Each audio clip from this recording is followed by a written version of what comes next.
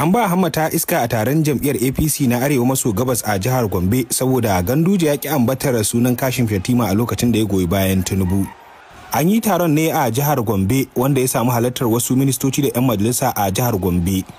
A jawabin na Ganduje da farko shi ya fara ambato sunan Bola Ahmed Tinubu a matsayin dan takarar da za a yi ɗaya tilo a shekarar 2027.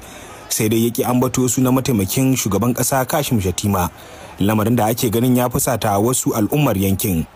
Yana gama jawabin nasa ne wasu daga cikin delegate suka fara kace na ce da ƙananan maganganu kan kalaman nasa.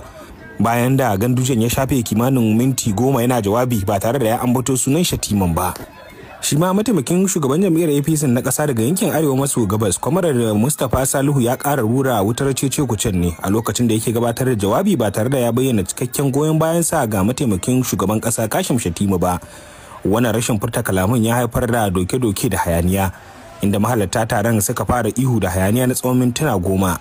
Bayan matsin lamba daga shugabannin, Mustapha Salihu ya koma kan mumbari ya furta kalaman sai Tinubu sai Kashim, amma sai da aka ɗauki lokaci kafin ya samu damar ci gaba da jawabin. A yanda hayaniyar ta tsananta, fiye da rabin mahalarta taron suka watse daga ɗakin taron saboda barkewar rikici.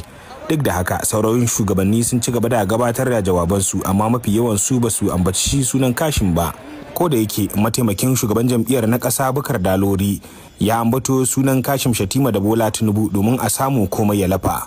Gwamnan jihar Borno Babagana Umar Zulum ya bayyana goyon bayansa ga zarcewar Tinubu tare da Kashim Shatima, amma shi ko gwamnan Yobe Mai Malabo ne da gwamna Inuwa na jihar Gombe su ma ba su bayyana wannan goyon bayan kai tsaye a cikin jawaban nasu ba. Daga ƙarshe dai wannan taro ya watse ba tare da an gama tattauna abubuwan da aka tsara ba.